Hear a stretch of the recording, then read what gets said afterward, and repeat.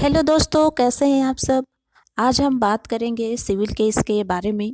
दोस्तों, आप लोगों को पता होगा कि हम में से अधिकांश लोगों को कई बार आपसी विवाद के निपटारे के लिए अदालत की शरण में जाना पड़ता है, जहां लंबे समय तक वकीलों के इर्द गिर्द चक्कर लगाना पड़ता है। और इसके पीछे सबसे महत्वपूर्ण कारण यह है कि अधिकांश लोग अदालत की कार्रवाई से वाकिफ नहीं होते हैं। तो आज हम इस वीडियो के माध्यम से जानेंगे कि सिविल केस क्या है, यह कैसे दर्ज किया जाता है और कब दर्ज किया जाता है, इसके कितने प्रोसेस होते हैं कोर्ट में। इन सारी चीज़ों को आज हम इस वीडियो में जानेंगे। तो सबसे पहले तो ये जानना बहुत ही ज़रूरी है कि सिविल केस क्या है। दोस्तों, सिविल केस में मुख्यतः हम अपने अधिकारों के लिए मुकदमा करते हैं। अगर हमारे अधिकारों का हनन हो रहा हो तो फिर सिविल केस किया जाता है। जब भी कभी दो पक्षों के बीच संपत्ति, समझौता या धन की वसूली से संबंधित कोई विवाद होता है, तब मामले को न्यायालय में ले जाने के लिए हमें केस दर्ज कराना पड़ता है ताकि हमें न्याय मिल सके। किसी भी मामले में विवाद की स्थिति में निपटारे के लिए लोग न्यायालय की शरण में जाते हैं। प्रत्येक विवाद में दो पक्ष होते हैं। एक पक्ष जो पीड़ित होता है वह वादी यानी कि पेटिशनर कहलाता है, और दूसरा पक्ष जिसके खिलाफ मुकदमा दायर किया जाता है उस पक्ष को प्रतिवादी यानी कि रिस्पोंडेंट कहा जाता है। अब जानते हैं कि सिविल केस कैसे दर्ज करें। साधारण शब्दों में कहा जाए तो सिविल केस वह केस होता है जिसमें आप दूसरे पक्ष को सजा नहीं दिलवाना चाहते हैं, बल्कि उससे हर्जाना यानी कि कंपनसेशन लेना चाहते हैं। जैसे किसी ने आपकी संपत्ति पर कब्जा कर लिया है और आप उससे अपनी संपत्ति वापस लेना चाहते हैं, तो आप सिविल केस दर्ज करा सकते हैं। अगर पति गुजारा भत्ता या खर्च नहीं दे तो पत्नी इसके लिए सिविल केस दर्ज करा सकती है। अगर मानहानि के मामले में भी लोग प्रतिवादी से हर्जाने की मांग करते हैं, जिसके लिए न्यायालय का रुख कर सकते हैं। चेक बाउंस के मामले में भी सिविल केस दायर किया जा सकता है। यहाँ तक कि कॉपीराइट उल्लंघन से संबंधित मामले में सिविल केस आप कर सकते हैं। चाहे किराएदार और मकान मालिक के बीच विवाद की स्थिति में लोग न्यायालय का रुख कर सकते हैं।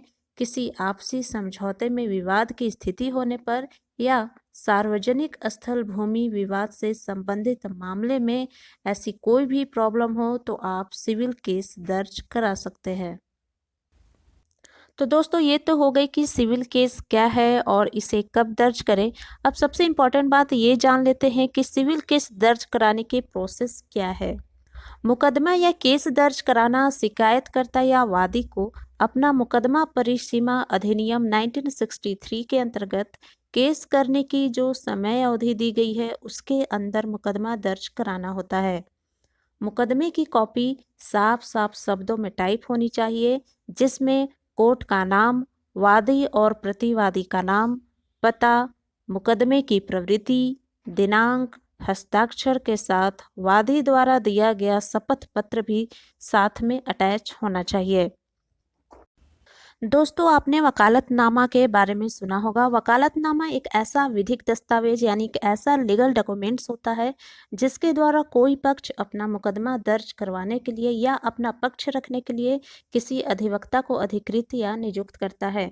वकालतनामा में कुछ महत्वपूर्ण बिंदु लिखे होते हैं, जैसे वादी एवं प्रतिवादी का नाम, सिविल कोर्ट का नाम, अधिवक्ता के नाम और हस्ताक्षर, वादी के हस्ताक्षर या अंगूठे के निशान होते हैं। वादी किसी भी फैसले के लिए अधिवक्ता को जिम्मेदार नहीं ठहरा सकता है। वकालतनामा को मुकदमे की कॉपी के साथ अटैच कर अदालत में जमा किया जाता है।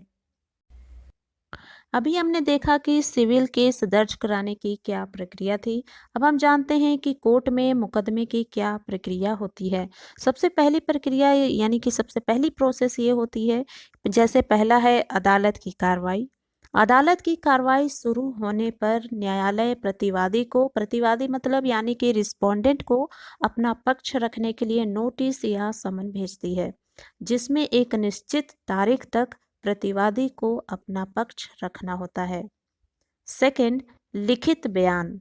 न्यायालय से समन या नोटिस प्राप्त होने के बाद प्रतिवादी को 30 दिनों के अंदर या जो समय न्यायालय ने दिया है उसके भीतर अपना पक्ष या बयान दर्ज कराना होता है। अगर प्रतिवादी ने अपने बयान में आरोपों से इनकार नहीं किया है तो ऐसा समझा जाता है कि प्रतिवादी ने आरोप स्वीकार कर लिया है और बयान में प्रतिवादी का शपथ पत्र यानी कि एफिडेविट भी अटैच होना चाहिए। थर्ड है दस्तावेज जमा करना। न्यायालय में सुनवाई के दौरान दोनों पक्ष अपने मुकदमे को मजबूत करने के लिए जरूरी दस्तावेज यानी जरूरी डॉक्यूमेंट्स को न्यायालय के सामने रखते हैं ताकि उनका दावा सही साबित हो सके। आखिरी सुनवाई के दौरान ऐसे किसी भी डॉक्यूमेंट्स न्यायालय एक्सेप्ट नहीं करती है जिसके विषय में पहले उन्हें बताया नहीं गया हो और कोर्ट सभी डॉक्यूमेंट्स को एक्सेप्ट करके उसकी कॉपी विरोधी पक्ष को दे देती है। फोर्थ है मुद्दों का निर्धारण। न्यायालय मुकदमे की प्रवृत्ति को देखते हुए उससे जुड़े मुद्दों का निर्धारण करती है जिसके आधार पर वादी और प्रतिवादी से पूछताछ एवं न्यायालय की प्रक्रिया शुरू हो सके। फिफ्थ है गवाहों की सूची। न्यायालय दोनों पक्षों को केस दर्ज कराने के बाद अपने अपने गवाहों की सूची कोर्ट में पेश करने को कहती है। गवाहों को बुलाने के लिए कोर्ट समन या नोटिस भेजती है या दोनों पक्ष स्वयं भी अपने अपने गवाहों को बुलाते हैं। अगर कोर्ट के द्वारा समन भेजा जाता है तो कोर्ट समन के लिए भेजने वाले पक्ष से कुछ शुल्क वसूल करती है। इसके बाद गवाहों से पूछताछ की प्रक्रिया शुरू होती है। किसी निश्चित तारीख को दोनों पक्ष के गवाहों से न्यायालय में विवादों से संबंधित मामले में पूछताछ की जाती है। किसी पक्ष द्वारा अपने गवाह से पूछताछ प्रक्रिया को एग्जामिनेशन इन चीफ कहा जाता है जबकि विरोधी पक्ष के गवाहों से पूछताछ को क्रॉस एग्जामिनेशन कहा जाता है। सभी गवाहों से पूछताछ और दस्तावेजों का परीक्षण जब कर लिया जाता है तो उसके बाद न्यायालय अंतिम सुनवाई या फैसले के लिए एक तारीख निर्धारित करती है। सेवेंथ है अंतिम सुनवाई। अंतिम सुनवाई से पहले अगर दोनों पक्ष चाहे तो अपनी अपनी याचिका में संशोधन कर सकते हैं जिसके बाद न्यायालय द्वारा इस मुद्दे पर अंतिम सुनवाई की जाती है जो उसी दिन या किसी और दिन की जा सकती है। अदालत के फैसले की प्रमाणित प्रति। अदालत द्वारा सुनाई गए फैसले की मुहर लगी प्रमाणित प्रति यानी कि सर्टिफाइड कॉपी मामूली शुल्क चुकाकर ली जा सकती है। अगर कोई पक्ष संबंधित न्यायालय के फैसले से संतुष्ट नहीं है तो ऊपर के अदालत में अपील कर सकता है जिसके लिए फैसले की सर्टिफाइड कॉपी आगे ऊपरी न्यायालय में अपील के समय जरूरत पड़ती है। तो दोस्तों हमने अभी सिविल केस से रिलेटेड जितनी भी इम्पोर्टेंट जानकारियाँ थी वो हमने अभी देखा, जैसे सिविल केस क्या है, सिविल केस कैसे दर्ज करें और कब दर्ज करें, सिविल केस की करने की जो प्रक्रिया है, जो प्रोसेस है वो क्या होती है, कोर्ट में मुकदमे की जो प्रक्रिया वो क्या होती है।